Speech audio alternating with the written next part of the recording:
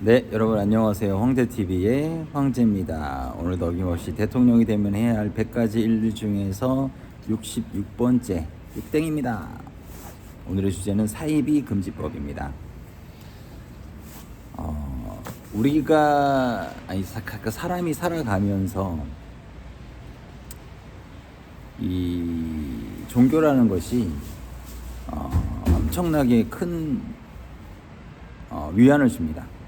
저는 개인적으로 신을 믿어요.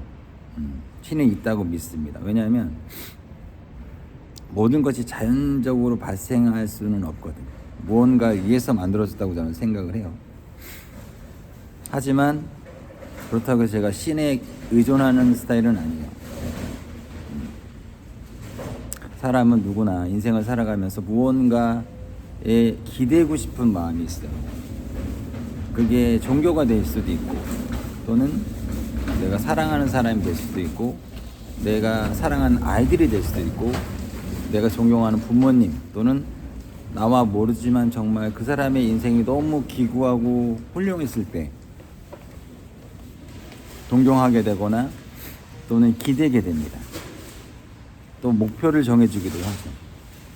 그런데 그 어떠한 특수성을 이용을 해서 사람들의 마음을 좌지우지하고 사람들의 재산을 갈취하고 지나치게 선 넘는 여러 가지 방법을 통해서 사람들에게 피해를 주는 것은 저는 결코 바람직한 종교는 아니라고 생각을 해요. 이 종교 같은 경우에는 굉장히 특수성이 강해요. 그래서 생각과 몸과 마음의 모든 것들을 또 내던질 수도 있거든요. 그렇기 때문에 그런 부분들을 우리가 스스로 조절하면 좋겠지만, 이게 얽히고 설키다 보면 나도 모르게 그냥 같이 흘러가는 경우가 있어요. 그래서 국가에서 이 종교에 대한 기본적인 라인을 정해주는 것이 좋지 않을까라고 해서 제가 만든 것이 바로 사이비 금지법입니다. 저는 개인적으로 천주교, 기독교, 불교, 그리고 이슬람교 이 네 가지 종교를 저는 기본이라고 생각을 해요. 하지만 우리나라의 전통 신앙도 있겠지만 우선 저는 네 가지를 함축적으로 봅니다. 그리고 그 네 가지 종교도 그 종교로서의 역할이라는 게 있거든요. 국가가 책임질 수 없는, 그렇지 않은 부분들도 또 종교가 해결해 주기도 합니다. 너무 그런 부분에서 너무 고맙고 감사한 부분이죠. 하지만 종교로서 종교가 도를 지나치게 넘는 순간 이건 사회적 문제가 될 수가 있고 또 국가의 위협이 될 수가 있는 거예요. 그렇기 때문에 사이비 금지법이라고 해서 종교가 종교로서의 기준을 잡아주는 겁니다. 참 어려운 거예요. 이 기준을 잡아주는 건 정말 어려운 겁니다. 하지만 누군가는 그 기준을 잡아야 돼요. 우리가 고양이 목에 방울을 단다는 얘기 혹시 아시나요? 근데 누군가는 그 고양이 목에 방울을 달아야지만 여러 생쥐들이 살아갈 수 있는 거예요. 누군가는 이 일을 해야 하는 거지. 꼭 내가 해야 될 필요는 없겠지만, 그냥 내가 인생 편하게 살고 싶으면 내가 안 해도 돼. 그냥 나만 잘 먹고 잘 살면 되지만, 내가 나의 사람들과 내가 사랑하는 사람과 우리의 미래의 아이들을 위해서라면 역사적으로 많은 사람들이 본인 스스로를 내던져서 우리가 지금 이렇게 잘 살고 있는 것이 아닌가 싶습니다. 그래서 저 또한 그 고양이 목에 방울을 달아야 되지 않을까라는 생각에서 사이비 금지법에 대해서 말씀드리는 겁니다.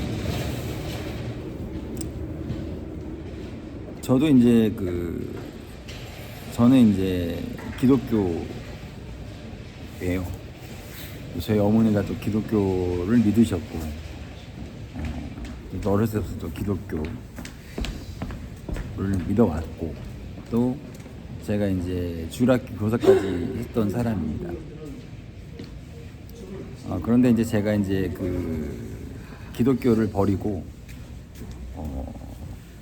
지금은 사람들을 위해서 살아가는 것은 기독교뿐만 아니라 이 종교는 종교로서의 한계점이 있습니다.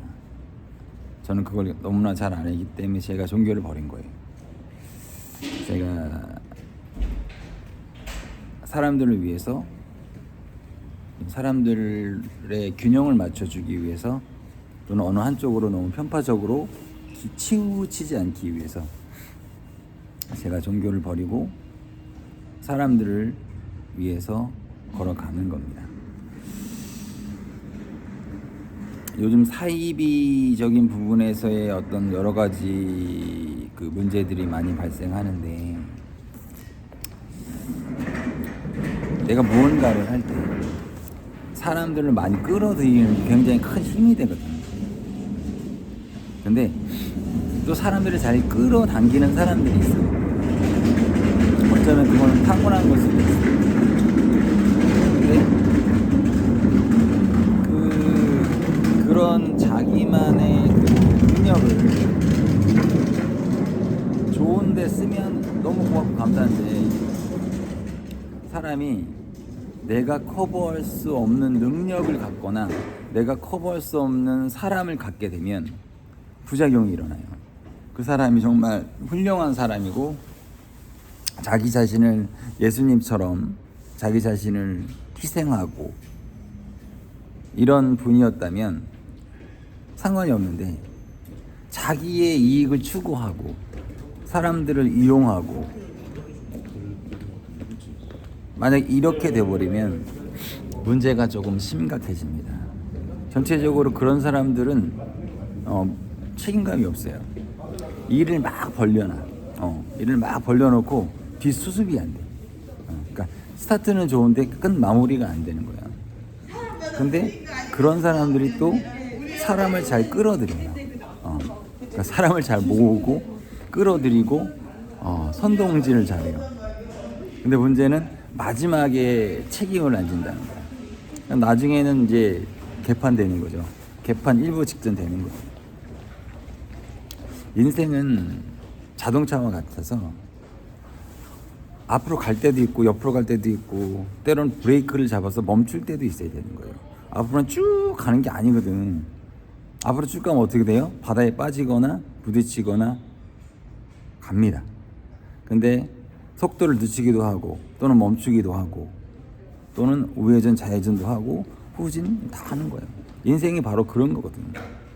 그런데 하나의 생각과 하나의 마음으로 가다 보면 처음에는 너무 좋지. 하나로 똘똘 뭉쳐서. 근데 선의 피의자들이 생긴단 말이야. 너무 색깔이 짙어버리면 문제가 되는 거예요. 그래서 제가 이런 여러 가지들의 어떤 기준, 종교적 기준을 잡아주는 것이 어떤 사이비가 발생하지 않게 하기 위해서 종교적인 기준 라인을 잡아주는 겁니다. 여기까지는 허용하되 그 이상은 오버하지 말아라 라는 법이 바로 사이비 금지법입니다. 뭐 사이비뿐만 아니라 내가 무언가를 시작했잖아요. 그러면 정말 특별한 상황이 아닌 이상은 마무리를 해야 됩니다. 시작과 중간과 끝에는 항상 내가 마무리를 할 줄 알아야 돼요. 종교도 마찬가지예요. 종교는 마음의 쉼터예요. 마음의 쉼터. 생각의 쉼터, 마음의 쉼터, 정신과 마음과 육체의 쉼터가 바로 종교야. 그런데 그 세 가지를 이용해서 사람의 재산을 갈취하거나 또는 사람을 좌지우지시키거나 이러면 절대 안 됩니다. 그건 종교가 아니라 범죄예요. 그리고 사람은 절대 두 가지를 가질 수가 없어요. 내가 하나를 얻으면 하나를 줘야 돼. 근데 내가 두 개를 얻으려고 하는 순간서부터 일이 잘못되기 시작합니다. 그리고 만약에 일이 잘못됐어. 그럼 내가 책임을 져야 돼. 책임 안 지고 튀면